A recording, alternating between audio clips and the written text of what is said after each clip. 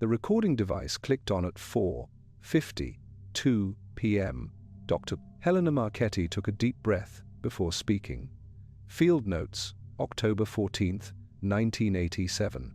Eastern State Penitentiary, cell block 12. Temperature is 58 degrees. The heating system is running at full capacity. Electromagnetic readings spike every 90 seconds. Same pattern as the last 3 nights. She paused. Her next words were barely audible. Something just touched my shoulder. There's no one else in here. The tape ran for another 43 minutes. Recovery teams found it the next morning. Dr. Marchetti was in the prison's abandoned hospital wing. That was nearly a quarter-mile from where she'd been recording. She couldn't remember how she got there. Eastern State Penitentiary wasn't supposed to be part of any official research program. The prison was built in 1829 in Philadelphia. It pioneered solitary confinement as rehabilitation. Inmates spent 23 hours a day alone. They couldn't speak or make eye contact with guards. Many went insane. When it closed in 1971, over 100 prisoners had died inside. Countless others had taken their own lives. But Dr. Marchetti wasn't there for the history. She was part of a classified research program that most people have never heard of. Between 1978 and 1993, the United States government quietly funded at least 17 scientific studies. These happened at locations called anomalously active. The program had various code names over the years. Internal documents simply called it the Hotspot Initiative. The idea was simple. If paranormal phenomena existed, they should be measurable, they should be repeatable. Eventually, science should be able to explain them. Teams of physicists, psychologists, and engineers went to famous haunted locations. They brought cutting-edge equipment. They weren't ghost hunters, they were data collectors. Their job was to find patterns in the seemingly impossible. Dr. Richard Haley directed the Eastern State Project from 1985 to 1988. His team included 2 quantum physicists, a neurobiologist, 3 electrical engineers, and a statistician. They installed motion sensors in every cell, electromagnetic field detectors along the corridors, and infrared cameras at strategic points. For 3 years, they collected terabytes of data. What they found challenged everything they thought they knew about physics. The first anomaly appeared in the temperature readings. Cell block 12 stayed 8 to 12 degrees colder than surrounding areas. No amount of insulation or heating could change this. The cold spot moved. Sometimes it centered on cell 7. Joseph Taylor had scratched the walls bloody there during a psychotic break in 1931. Other times it drifted to cell 13. 3 different inmates there had reported seeing a figure they called the Runner. They said it paced endlessly in the corridor. Temperature variations could be explained by drafts or underground water. The electromagnetic readings were harder to dismiss. The prison generated electromagnetic pulses that followed no known pattern. They weren't random, but they weren't regular either. Dr. Haley's team spent months trying to find the source. They checked every wire, every pipe, every piece of metal in the building. They found nothing. Then came the recordings. Audio equipment picked up sounds with no identifiable source. Footsteps in empty corridors. Metal doors slamming in wings that had been sealed for decades. Voices speaking words in languages the linguistics experts couldn't identify. The sounds always occurred in specific locations at specific times, but never when anyone was watching directly. Dr. Marchetti had been trying to observe one of these audio events when she disappeared from cell block 12. Her experience wasn't unique. Between 1985 and 1988, 7 different researchers reported missing time, unexplained relocations, or encounters with what they described as interactive phenomena. Engineer Thomas Brennan documented the most detailed encounter. On the 3rd of November, 1986, he was adjusting sensors in the prison hospital when his equipment detected a massive electromagnetic surge. The temperature dropped 20 degrees in less than 30 seconds. Then, according to his written report, he saw a figure in a prison uniform standing at the end of the corridor. It wasn't transparent or glowing, Brennan wrote. It looked completely solid, completely real. Dark hair, maybe 6 feet tall, wearing the old-style striped uniform they used in the 1890s. It was looking right at me. Then it turned and walked through the wall. Brennan's electromagnetic sensors recorded the figure's movement as a traveling field distortion. The data showed something with roughly human mass and bioelectric signature moving through solid matter. 3 other team members detected the same anomaly on their instruments from different parts of the prison. What Brennan didn't include in his official report, but later told colleagues, was that the figure had looked familiar. 3 days after the encounter, while reviewing historical photographs in the prison archives, he found an image that made his blood run cold. The figure he'd seen matched perfectly with Patrick O'Malley, an inmate who had died in the prison hospital in 1892 after being beaten by guards. The same distinctive scar above the left eyebrow, the same unusual way of holding his shoulders, the same prisoner number stitched on the uniform, 1894. Brennan spent the next week researching O'Malley's case. The prisoner had been a clockmaker before his incarceration, convicted of theft he swore he didn't commit.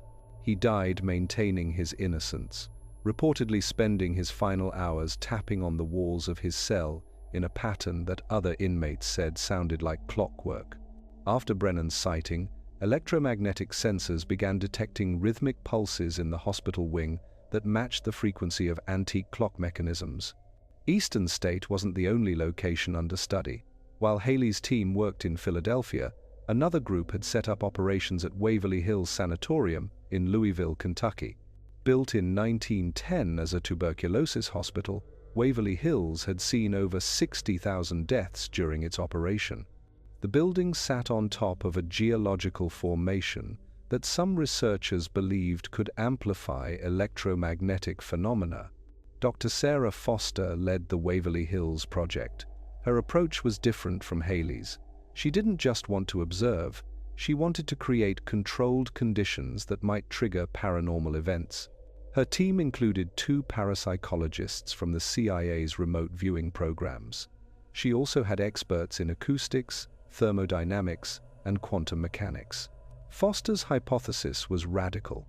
She believed that places with many deaths created information residue in the quantum field. Consciousness might leave traces that could be detected, maybe even reconstructed under the right conditions.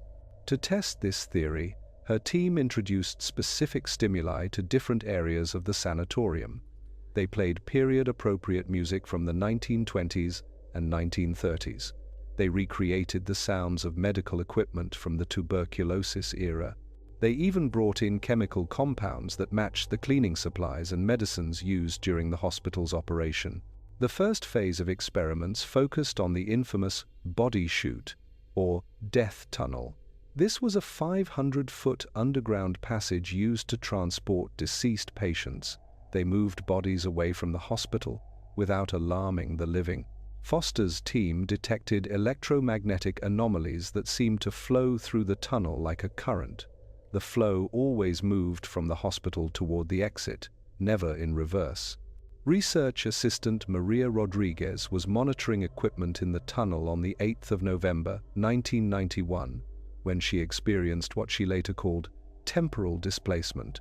According to her report, she suddenly found herself perceiving the tunnel as it had been in 1942.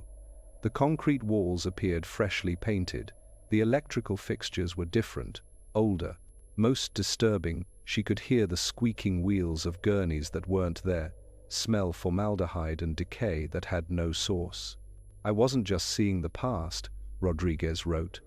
I was experiencing it with full sensory input. I could feel the dampness that isn't there anymore, hear conversations between orderlies who died decades ago. They were discussing how many bodies they'd moved that week. 17. They were tired. One was complaining about his back. The experience lasted 4 minutes by her watch, though security footage showed Rodriguez standing motionless for over an hour.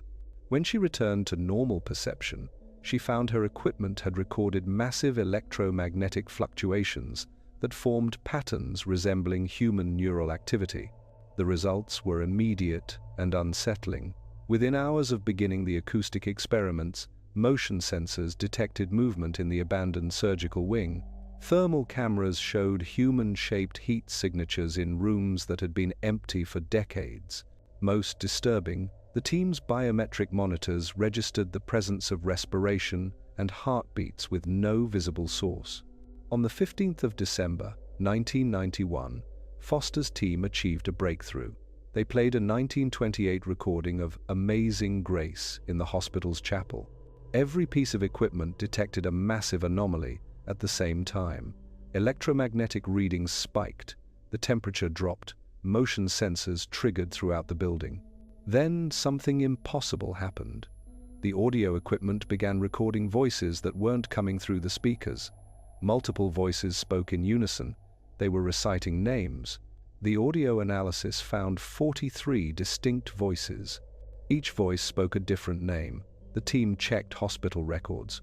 All 43 names belonged to patients who had died in the chapel during a tuberculosis outbreak in 1928. Foster's team tried to repeat the event 17 times. It worked 11 times, always with slight changes. Sometimes there were fewer voices, sometimes different names, but it always needed the same trigger. That specific recording of "Amazing Grace" played at exactly 78 RPM in the chapel, between 3:0 and 4:0 AM. The implications were huge. If consciousness could leave detectable traces, death might not be the absolute ending science assumed. But Foster's research raised more questions than it answered. Were these recordings of past events, like electromagnetic fossils? Or was something still present, still aware, still responding? While Foster explored consciousness at Waverly Hills, a third team tackled a different kind of anomaly. They went to Bridgewater Triangle in Massachusetts.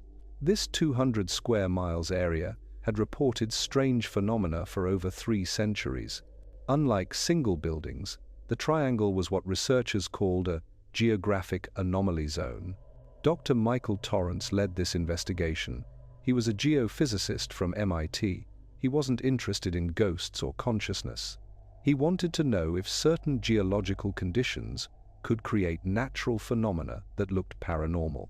The triangle sat on unique mineral deposits.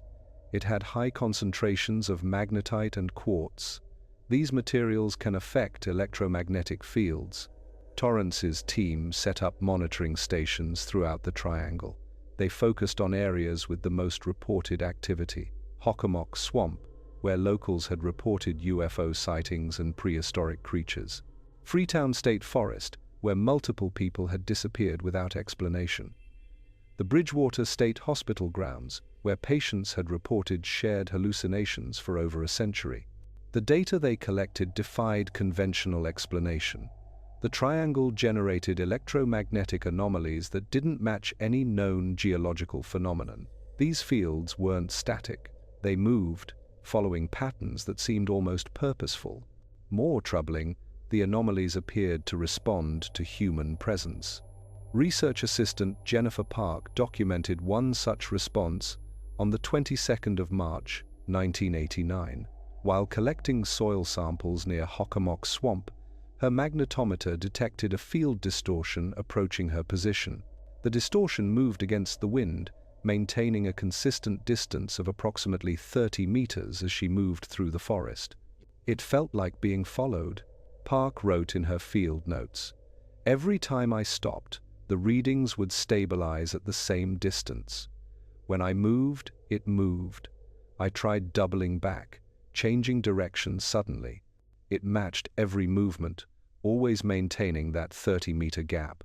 The following lasted 4 hours. Park's equipment recorded the entire event, showing a distinct electromagnetic signature that exhibited behavior patterns consistent with tracking or observation.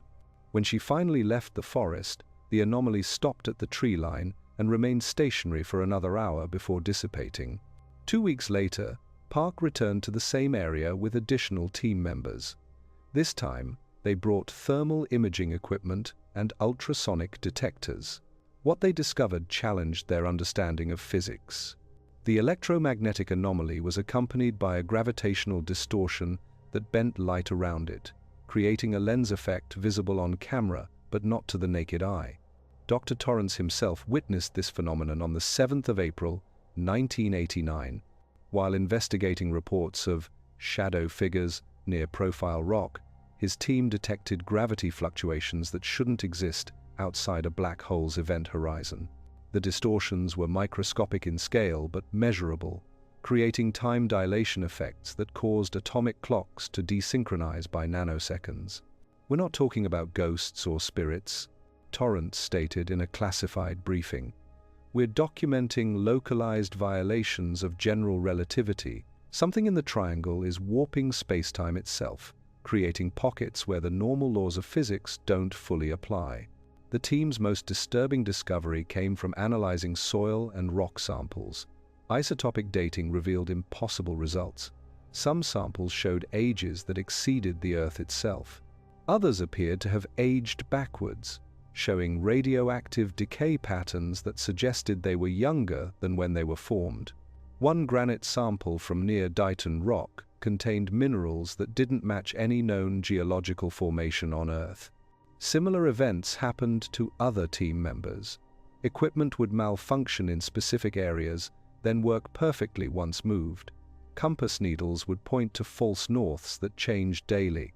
Radio communications would pick up transmissions that seemed to come from nowhere, broadcasting in languages that predated modern settlement of the area. The most significant discovery came from correlation analysis. Torrance's team found that electromagnetic anomalies in the triangle synced with similar readings from Eastern State and Waverly Hills, despite the locations being hundreds of miles apart. When a major event occurred at one site, the others showed increased activity within a 4-hour window.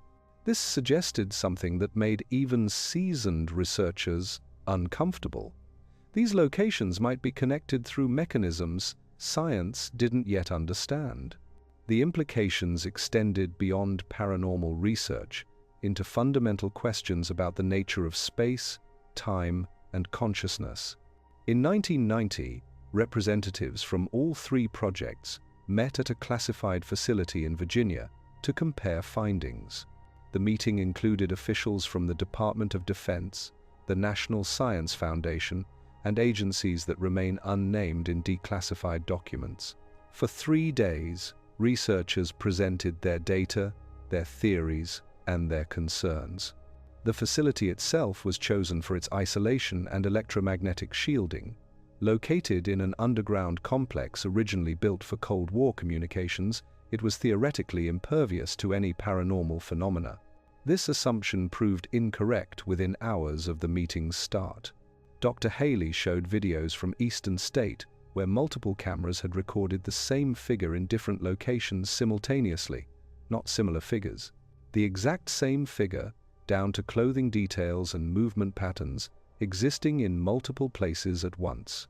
Frame-by-frame analysis revealed that the figure's movements were perfectly synchronized across all sightings, as if it were a single entity somehow occupying multiple spatial coordinates.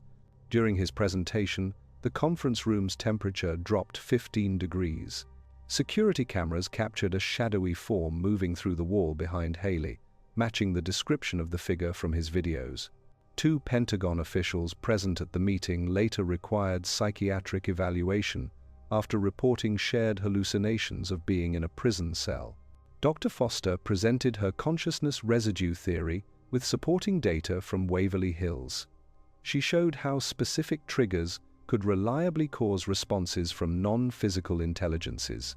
Her team had found over 200 distinct entities. Each one responded to different triggers. Each entity showed consistent personality traits and knowledge across multiple interactions. As Foster spoke, several people in the room reported hearing whispers. The whispers were in languages they didn't recognize. Audio recordings captured voices speaking in an old dialect of Lithuanian. Linguists said this dialect hadn't been spoken since the 1920s. The voices were saying, "The sickness returns," and "Let us rest." Dr. Torrance revealed the synchronized anomalies between distant locations. He proposed that certain areas of the Earth might function as thin points, where unknown forces or dimensions intersected with our reality. The Bridgewater Triangle, he argued, was one of the most active thin points in North America. His presentation included data showing that electromagnetic pulses at one site preceded similar pulses at other sites by exactly 4.7 seconds, regardless of distance. This suggested information transfer faster than light speed, violating fundamental physics principles. When questioned about this, Torrance displayed readings from atomic clocks showing that during major paranormal events, time itself behaved differently at hotspot locations. The officials listened, they asked questions, they requested demonstrations. Then they made a decision that surprised everyone involved. The hotspot initiative would be expanded, funding would triple, new locations would be added to the study. But there would be conditions. All research would be classified at the highest levels. Public disclosure would be prohibited.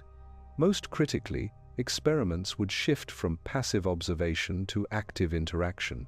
The government wanted to know if these phenomena could be harnessed, controlled, or weaponized. This decision split the research community. Some scientists saw a great opportunity to explore the unknown with proper funding. Others worried about the ethics of manipulating forces they didn't understand. Dr. Prostis Marchetti recovered from her Eastern State experience but forever changed, resigned from the program. "We're not ready," she told colleagues. "We're like children playing with fire in a dynamite factory. We don't know what we're dealing with. We certainly don't know what happens when we push too hard." Her concerns proved prophetic. In 1992, an experiment at Waverly Hills went catastrophically wrong. Dr. Foster's team had been trying to establish two-way communication with the entities they'd detected. Using electromagnetic pulses, acoustic frequencies, and what they called consciousness focusing techniques, they tried to create a controlled interaction environment. The experiment succeeded beyond their wildest expectations and their worst nightmares. On the 14th of September, 1992, at 11:47 p.m., Foster's team started Contact Protocol 7. 8 researchers positioned themselves in the hospital's former operating theater. They were surrounded by monitoring equipment and electromagnetic barriers. They began the trigger sequence that had worked best in the past. The protocol used many different stimuli at once. They played surgical sounds from the right time period at specific volumes. They sent out electromagnetic pulses that matched human brainwaves during death. They released chemical compounds that smelled like ether and carbolic acid. They even recreated the exact temperature and humidity from the 12th of October, 1928. On that date, 17 patients had died during an experimental treatment. Dr. Foster stood at the center of the room.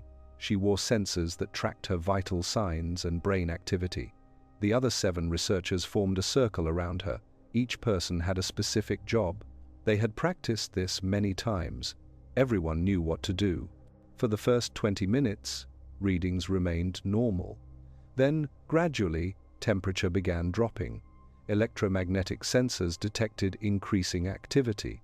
Motion detectors triggered in sequence, suggesting movement circling the research team. Audio equipment picked up what sounded like breathing, though no air movement was detected. Dr. Lisa Hoffman, monitoring the electromagnetic barriers, noticed something troubling. The protective fields weren't containing the phenomena, they were amplifying it. Energy readings inside their circle exceeded those outside by a factor of 10. They had created not a barrier, but a focusing lens. At 12:13 a.m., research assistant David Kim reported feeling a presence directly behind him. Thermal imaging confirmed a human-shaped cold spot less than a meter from his position. When Kim turned to look, witnesses reported seeing his expression change from curiosity to absolute terror. He opened his mouth as if to scream, but no sound emerged. What happened next was captured on multiple cameras from different angles. Kim's body went rigid. His eyes rolled back, showing only whites. Then he began speaking in a voice that wasn't his own. The voice was older, rougher, with an accent that linguistics experts later identified as working-class Kentucky dialect, circa 1920s. "Why do you wake us?" the voice said through Kim. "Why do you call us back to this place of suffering?" For the next 7 minutes, Kim stood completely motionless, while every piece of monitoring equipment in the room went haywire. Electromagnetic readings exceeded sensor capabilities. Temperature dropped below freezing. Most disturbing, the other 7 researchers reported hearing voices inside their heads, speaking in unison, repeating a single phrase in a language none of them recognized. Dr. Foster later wrote down what she heard phonetically. Linguists identified it as an old form of Church Latin. It translated roughly to, "The boundary grows thin, the sleepers wake, the door cannot be closed." When the phenomena suddenly stopped, Kim collapsed. Doctors found no physical injuries, but his brain activity was strange. It looked like he was in deep REM sleep while awake. He stayed this way for 3 days. When he finally woke up, he couldn't remember what happened, but he refused to enter any building built before 1950. Brain scans showed something new. Kim's hippocampus had changed. The changes looked like decades of memories that weren't there before. Under hypnosis, he could describe Waverly Hills perfectly, as it was in 1928. He knew about areas torn down in the 1960s. He knew the names of nurses who worked there. He could explain patient histories. He showed medical knowledge about tuberculosis treatment that he had never studied. The other team members reported similar after effects. Persistent nightmares featuring surgical procedures, inability to tolerate certain frequencies of sound. Most notably, an inexplicable knowledge of medical procedures none of them had studied. Dr. Angela Foster, a physicist with no medical training, found herself able to describe in perfect detail surgical techniques used in the 1920s. The Waverly Hills incident prompted an immediate review of all Hotspot initiative protocols. Some argued for shutting down the program entirely, others pushed for even more aggressive experimentation. The debate might have continued indefinitely, but events at other locations forced a decision. On the 30th of October, 1992, 6 weeks after the Waverly Hills incident, every hotspot location simultaneously experienced what researchers called a synchronicity event. At exactly 3:33 a.m. Eastern Time, identical phenomena occurred at Eastern State, Waverly Hills, the Bridgewater Triangle, and 4 other sites that had been added to the program.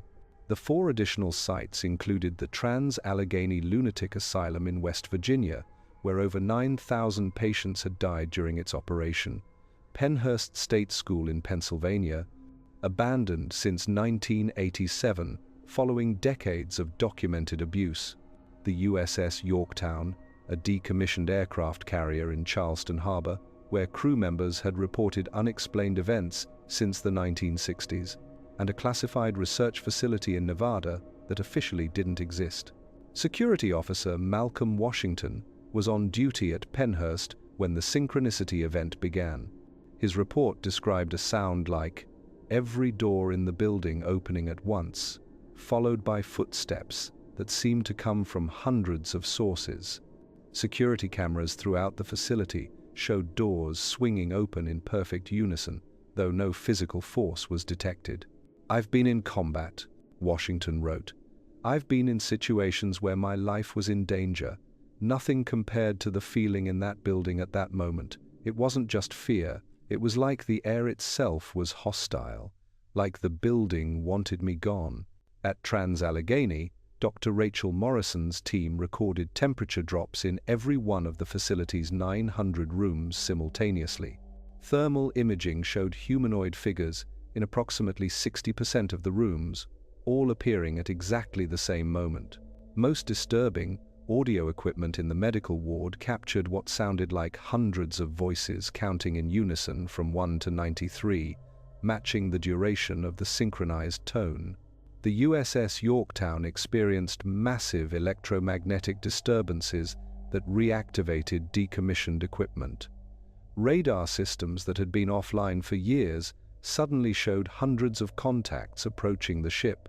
Communication equipment began broadcasting distress signals in Morse code, repeating coordinates that matched no known location on Earth. Lieutenant Commander James Fletcher, leading the overnight security detail, reported that the ship's internal communication system activated throughout the vessel. Every speaker simultaneously broadcast the same low-frequency tone recorded at other locations. When the tone ended, the speakers continued, broadcasting what Fletcher described as breathing, like the ship itself was alive. Electromagnetic pulses powerful enough to destroy unshielded electronics, temperature drops exceeding 40 degrees in under a minute, motion sensors detecting hundreds of moving objects in empty rooms. Most significantly, every audio recorder at every location captured the same sound, a low-frequency tone that lasted exactly 93 seconds. Analysis of the tone revealed mathematical properties that shouldn't exist in natural sounds. The frequency shifted in patterns that matched prime number sequences. When visualized, harmonic overtones created geometric patterns. Some researchers thought it was a message. Others thought it was a warning. Dr. Yuki Tanaka was a physicist recruited to analyze the tone. She made a startling discovery. When the recordings from all 7 locations were played at the same time, they created an interference pattern. This pattern formed a 3-dimensional map. The map showed Earth's magnetic field, but with anomalies at specific spots. Every anomaly matched a location with a history of paranormal activity. It's like we were being shown a network, Tanaka explained in a classified briefing. These locations aren't random. They're connected through Earth's magnetic field, maybe through dimensions we don't understand. The synchronicity event was the network announcing itself. Dr. Torrance had a different theory.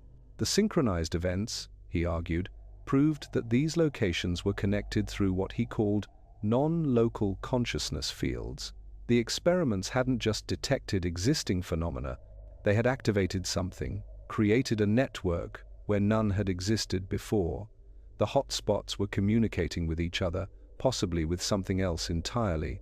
This theory gained support when researchers discovered that new hotspots were appearing. Areas with no previous history of paranormal activity suddenly showed the same electromagnetic signatures, temperature anomalies, and consciousness-responsive phenomena. Whatever the hotspot initiative had awakened was spreading. By early 1993, the program faced a crisis. Public reports of strange phenomena were increasing. Cover stories about gas leaks, electromagnetic interference from solar activity, and classified military exercises were becoming harder to maintain. Several researchers had suffered psychological breakdowns. Others reported experiences they couldn't explain even to themselves. Dr. Patricia Vega, who had joined the Eastern State team in 1991, documented one such experience. While conducting routine measurements in cell block 7, she found herself suddenly aware of memories that weren't her own. She knew the names of prisoners who had occupied specific cells. She could describe daily routines from the 1940s. Most disturbing, she experienced emotional states that seemed to belong to someone else, someone who had died decades before she was born. It wasn't telepathy, Vega wrote in her resignation letter. It was like someone else's life had been downloaded into my brain. I could feel their hunger, their desperation, their slow descent into madness.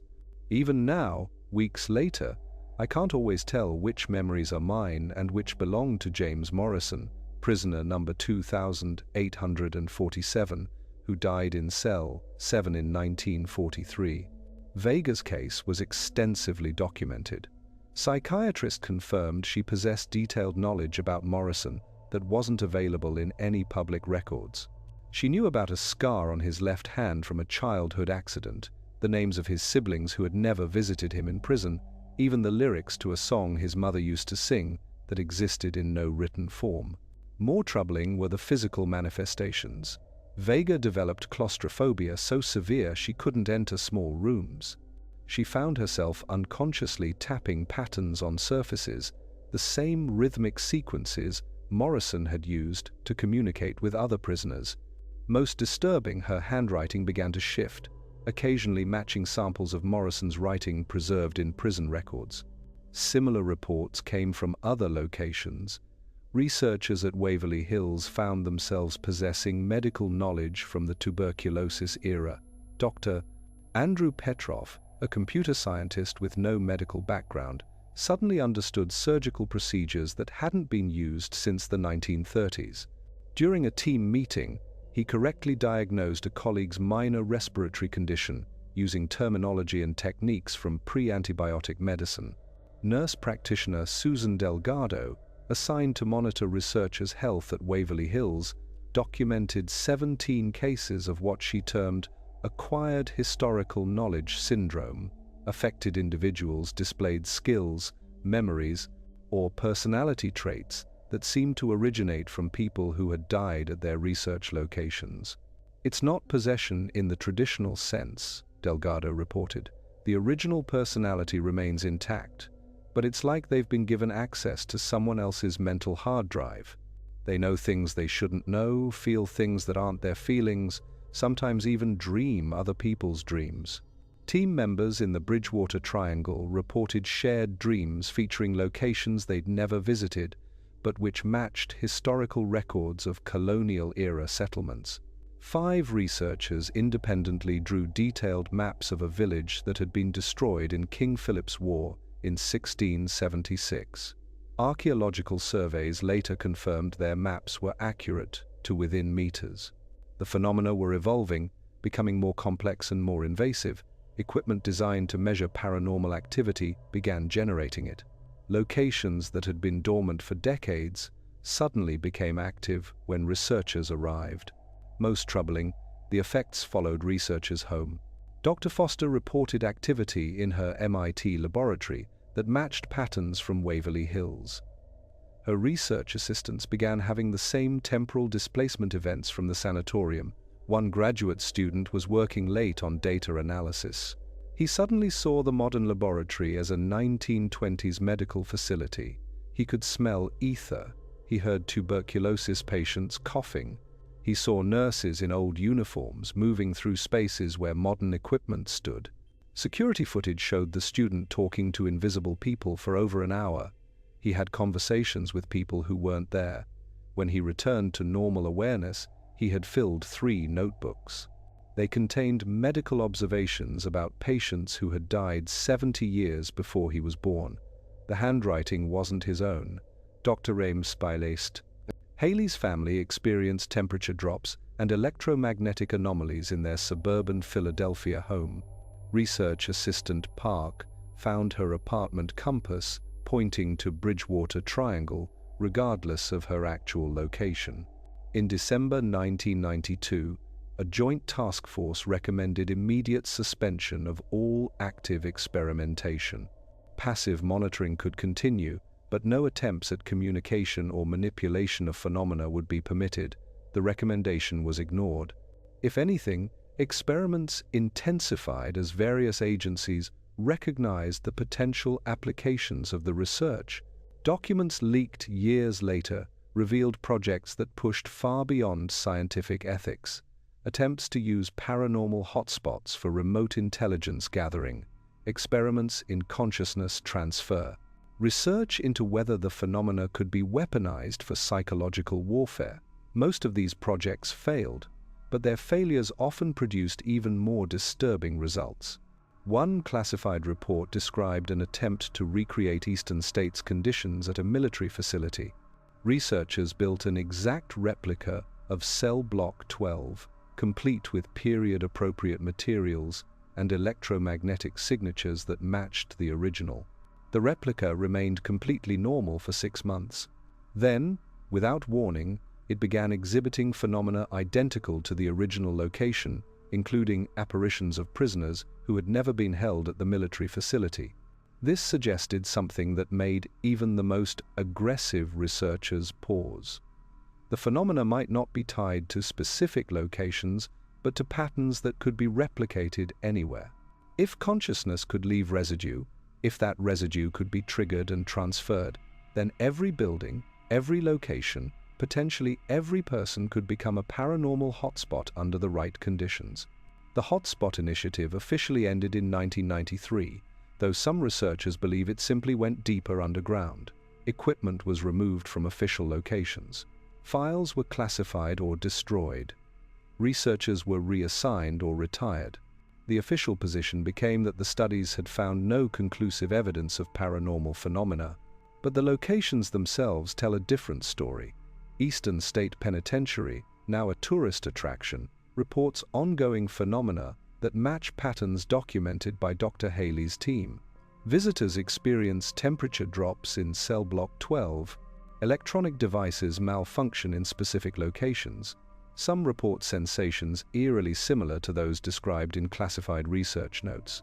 Waverly Hills Sanatorium continues to generate reports of voices, apparitions, and consciousness-affecting phenomena.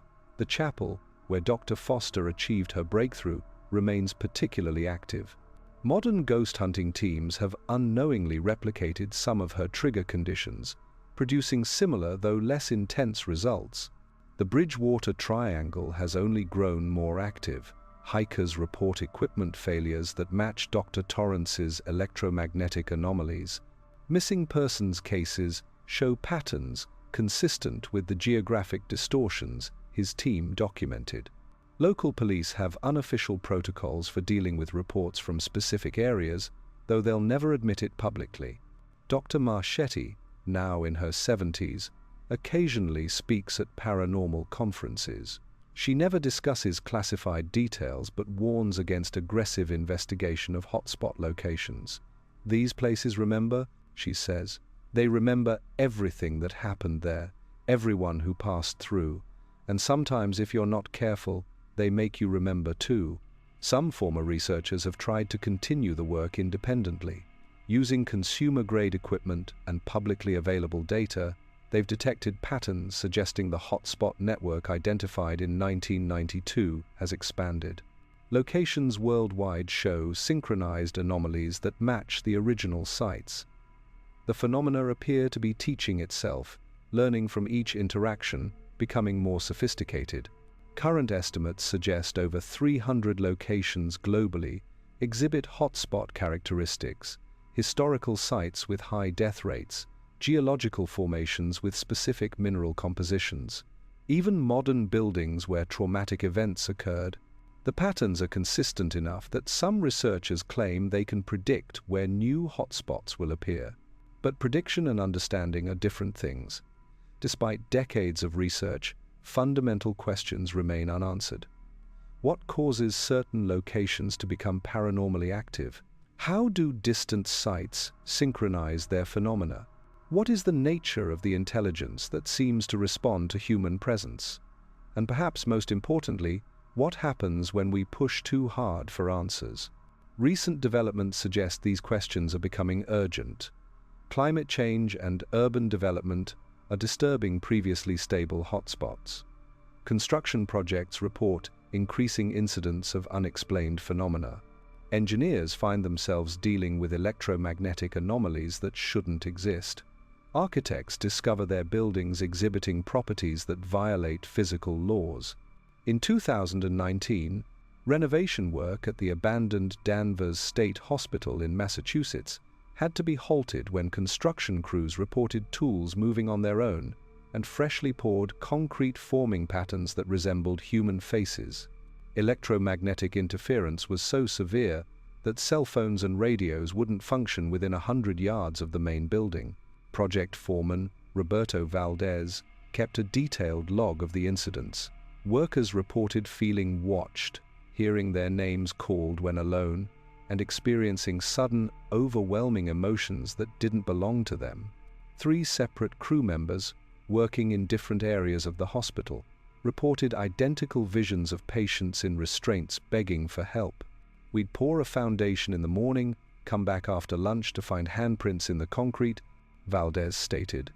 Not on the surface, inside it, like someone had reached up through solid matter. The prints were small, like children's hands. When we researched it, we found out that wing had been the pediatric ward. Similar reports emerged from urban development projects worldwide.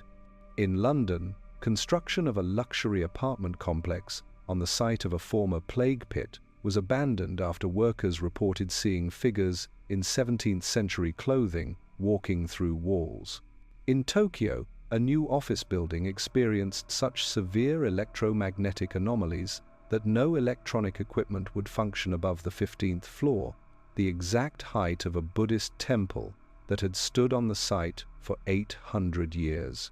The old hotspots are changing too. Eastern State reports phenomena in areas that were previously quiet. Tour guides now carry electromagnetic detectors as standard equipment, not for show, but for safety. In 2021, an entire tour group of 30 people simultaneously experienced what they described as falling through time, finding themselves perceiving the prison as it existed in 1935 for nearly 10 minutes. Waverly Hills experiences events that don't match historical patterns. The entities that respond to triggers have become more aggressive, more aware. Security guards report being followed by invisible presences that seem to learn their patrol routes. Motion sensors trigger in sequences that spell out words.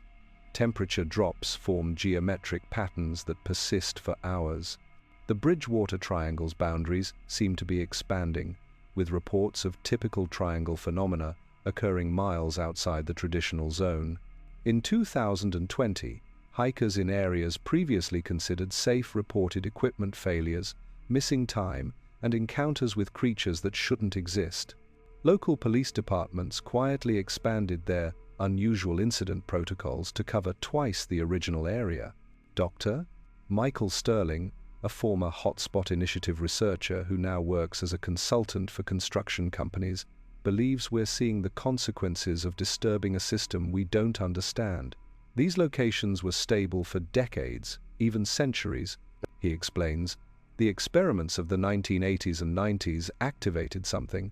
Now, every disturbance, construction, demolition, even large gatherings of people can trigger expansions of the phenomena.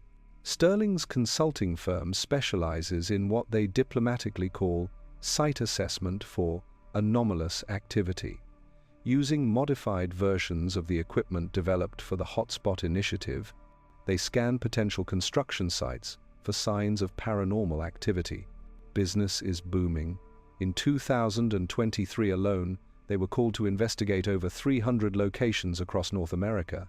We're finding new hotspots every month, Sterling reports. Places with no previous history of activity suddenly showing all the classic signs: electromagnetic anomalies, temperature variations, consciousness affecting phenomena. It's as if the network identified in 1992 is growing, spreading through mechanisms we still don't understand. Some researchers believe we're approaching what they call a paranormal cascade.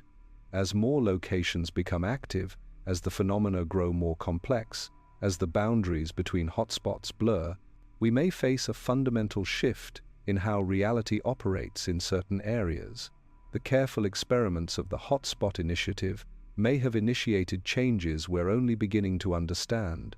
Dr. Elena Vasquez is a quantum physicist who analyzed data from the original experiments. She has developed a controversial theory. She believes the hotspots aren't separate locations. They're nodes in a single, vast system. This system exists partially outside our normal space-time. The experiments didn't discover this system, they activated it. Think of consciousness as a field, like electromagnetism, Vasquez explains. At certain locations, this field connects with our physical reality more strongly. Death, trauma, intense emotion, these create distortions in the field. The distortions persist. The Hotspot Initiative didn't just measure these distortions. By observing them, by interacting with them, they gave them coherence, maybe even awareness. Her theory gained support in 2022. Researchers at CERN detected strange readings during particle collision experiments. The anomalies matched patterns recorded at paranormal hotspots. This suggests a basic connection between consciousness and quantum mechanics. Science is only beginning to explore this link. Independent researcher groups using Freedom of Information Act requests have uncovered fragments of post-1993 government research. Project names like Persistence, Threshold, and Membrane appear in heavily redacted documents. Budget allocations suggest millions of dollars continue flowing to classified research at locations of interest. One partially declassified report from 2018 describes an attempt to create an artificial hotspot at a secure military facility. Researchers used electromagnetic field generators, quantum entanglement devices, and what the report calls consciousness-focusing arrays. The experiment succeeded too well. The facility had to be abandoned when personnel began experiencing collective hallucinations, shared dreams, and what one researcher described as infectious memories. Former team members, bound by security clearances and professional reputations, rarely discuss their experiences publicly, but in private conversations, they share concerns that go beyond scientific curiosity. They speak of patterns in the data that suggested intelligence, purpose, perhaps even intention. They describe the feeling of being studied even as they conducted their studies. Dr. Kim, recovered from his Waverly Hills experience but forever changed, put it most succinctly, "We thought we were investigating locations. We were wrong. The locations were investigating us." His words carry weight among those who've experienced hotspot phenomena firsthand. Many report a sense that the locations are aware, that they respond to human presence not randomly, but with purpose. Some researchers have noted that people with certain psychological profiles, particularly those who've experienced trauma or loss, seem to trigger stronger responses from hotspot locations. Dr. Margaret Thompson, a psychiatrist who evaluated affected researchers, identified common patterns in their experiences. "It's as if these locations can read human consciousness like a book," she reported. "They reflect back our fears, our memories, our deepest psychological structures. But they also add something else, something that doesn't come from us. That something else remains the core mystery. Is it consciousness from those who died at these locations? Is it an unknown form of intelligence that exists in dimensions we can't perceive? Is it, as some theorists suggest, humanity's collective unconscious made manifest in specific geographic areas? The questions multiply faster than answers emerge. Each new study, each investigation, each encounter adds data points to an increasingly complex picture.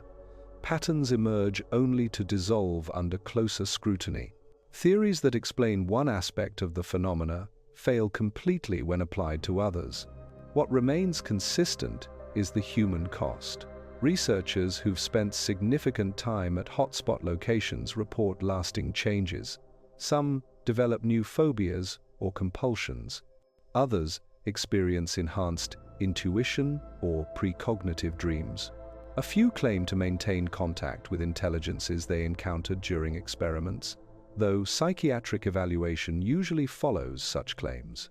The economic cost is harder to quantify, but equally real. Construction delays due to paranormal activity, property values affected by hotspot proximity, the growing industry of anomaly mitigation for businesses and homeowners, insurance companies quietly developing policies for unexplained phenomena damage. As we advance technologically, our ability to detect and measure these phenomena improves. Modern smartphones contain sensors that would have amazed the original Hotspot Initiative researchers.